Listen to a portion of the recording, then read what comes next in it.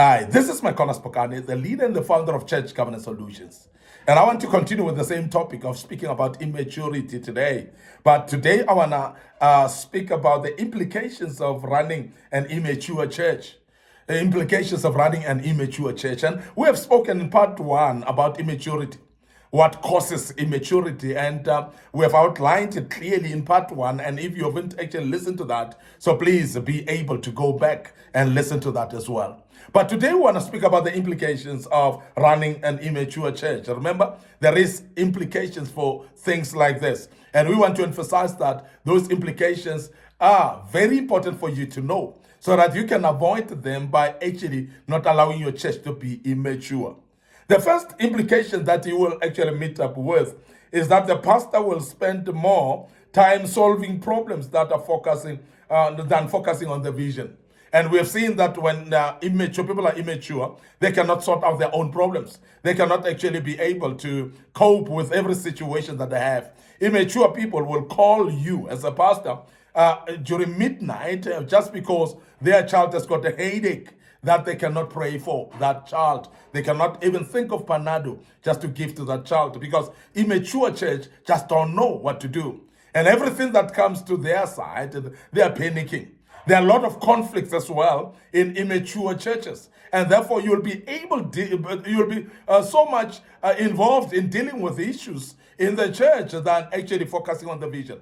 And pastors that have led immature churches, they'll tell you how strenuous it becomes because they're working very hard, actually, because everything falls on their lap. And we want to emphasize that if you want to avoid that as a pastor, make sure that immaturity is being dealt with. And it is very important that you deal with immaturity in your church. So that will relieve you, that will save you more time, it will save you the labor, it will save you from the burden of carrying the people upon your shoulders and solving problems that they should by any means be solving for themselves. And that's very important that you deal with that. The other thing that is a serious implication is the pastor is often overloaded with work because of lack of commitment from the church members.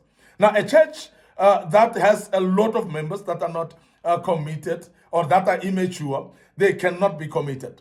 Because commitment comes with growth spiritually. And commitment comes with growth in the journey of Christianity.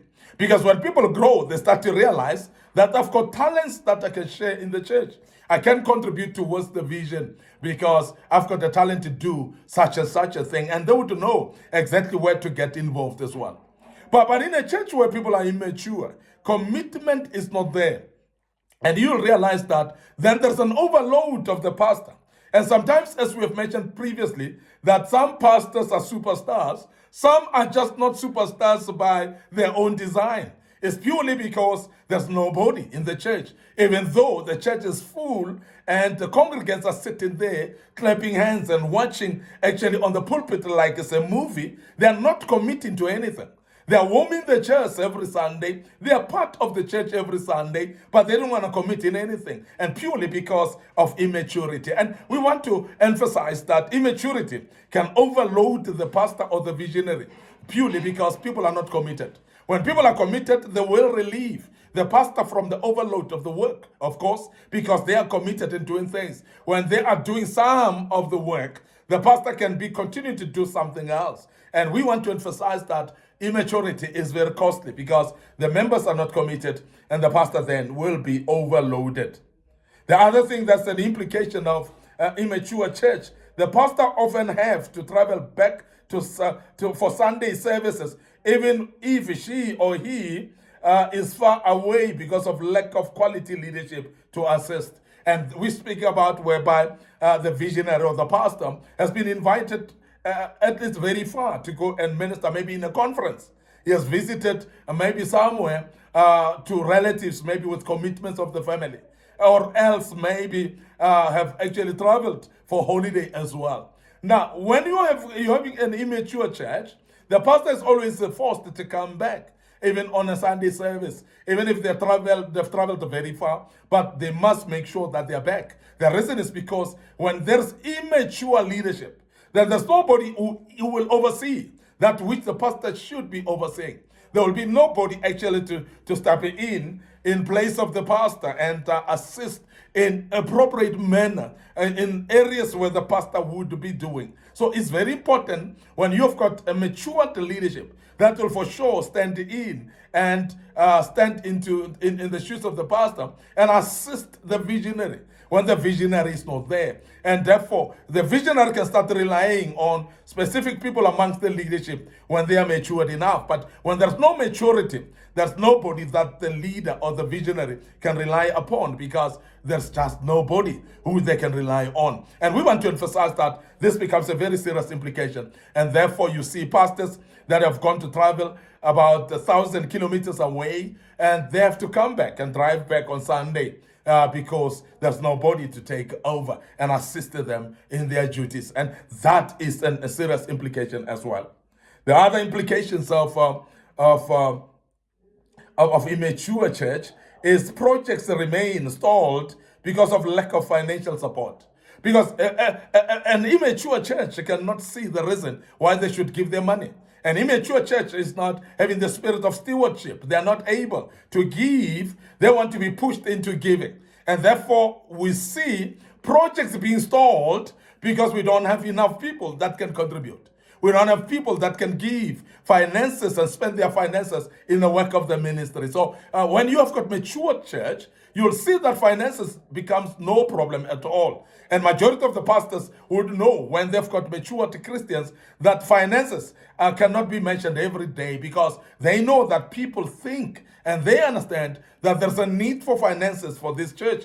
And therefore, they will make sure that they raise enough finances that will run the program of the church without fail. So the pastor doesn't need to stress himself or herself by worrying about finances for the projects. Now, projects get stalled when the church members are not matured. Projects get stalled when you have got immature church, because there's nobody who will contribute the finances that are necessary to make sure that the projects are continuing to run. So therefore, that's a big implication as well. And we want to emphasize that as Church Governance Solutions. Also, another implication that we must mention is that immature church fails even to ensure well-being of their own pastor. Immature church don't even think of taking care of their own pastor. And some would start complaining and grumbling. Why do we take care of the pastor? And why do we have to pay the pastor? And they'll say, why did the pastor resign from work and so on? And that's an immature argument. And the immaturity always leads people to speak like that. But when you are mature, you understand that this is a man of God or a woman of God called by God for our souls to speak actually life into our lives, and to make sure that they service us with the pastoral services. And therefore, because of that, that is a job on its own. So therefore, they need to be paid for that. And we want to emphasize as Church Governance Solutions that churches that are committed, churches that are matured, are seen by supporting their own pastor. And we want to emphasize that if you are considering yourself as matured church, please check if you are taking care of your own pastor. Make sure that it's got a proper salary structure whereby it's earning from the same work that he's doing, which is the church. And we want to emphasize that as Church Governance Solutions, maturity is proven by financial support, by emotional support, physical support of the pastor himself or herself in the church. And if you take care of your own pastor, then you are matured, or you are just on your road or on your way to maturity. And that's very key that we mentioned that as well. Now, another implication of immaturity, immaturity is the church always have a fluctuating membership, as members are easily attracted by fashionable preachers of the age, fashionable preachers of the day. And that's why when they say so-and-so is in town, they will all go there. And in fact, that the Sunday morning is empty because there is a celebrity preacher in town, and all the members have gone there. But when you've got matured people, they understand that they cannot sacrifice their own services for the sake of to go and visit in another church. They cannot sacrifice their own services because there's a celebrity pastor in town. So they understand that priority number one is to support their own church, to make sure that things go well. So therefore, they cannot miss services because they are going to support a celebrity pastor somewhere, or a prophet of the day is around. So they would not do that. And we have seen many matured churches, they actually crumbled and fell in the days that we're living in, because we have had fashionable teachings of itching ears and prophets of some sort that came and risen up and proclaimed the so-called miracles. And we have seen churches crumbling because of lack of maturity in their members, because they all come out and run after miracles wherever that particular prophet is. And that is total immaturity. It's such an implication that, and that's a terrible implication, and we want to make you aware of that as well. Now, another implication for immaturity in the church is what we call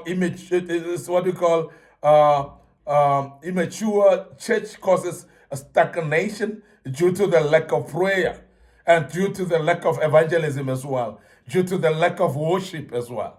Now, an immature church gets stagnant because of that. And we have seen that when people are immature, they cannot worship. When people are immature, worship becomes very, very a daunting task. It becomes very difficult.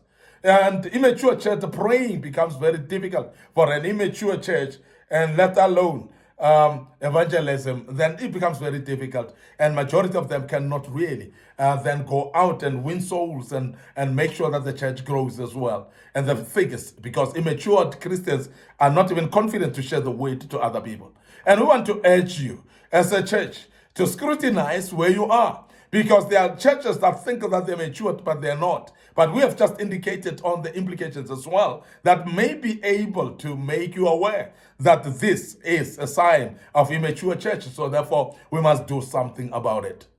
I want to end up here today, your host, MIcornus Phokane. I'm the leader and the founder of Church Governance Solutions. And we are restoring godly order in the house of the orderly God. And we want to urge you, please, before we check out, to follow us on our social media platforms. Our TikTok account is actually under MIcornus Phokane. What an active account, and how exciting that account, everybody is following it. But we want to also emphasize that we've got Facebook pages. One is Church Governance Solutions, and we want to say click like on those on that page, Church Governance Solutions, and make sure that you follow that page as well. Click notification buttons, and the Lord will bless you as you do that. Don't forget our YouTube channel, rather. And our YouTube channel is actually under a Young Men Empowerment Forum. We want to urge you to please subscribe to the YouTube channel. Be part of what we are doing in this platform. We're restoring godly order in the house of the orderly God, and we believe that you will be touched because of that. So please also share the platforms to your loved ones, your relatives, your friends, families, and also your colleagues at work, because they will be helped by listening to this as well. And we believe the good Lord will bless you to do that. Allow us to check out right now until another time. May the good Lord bless you, and cheers for now.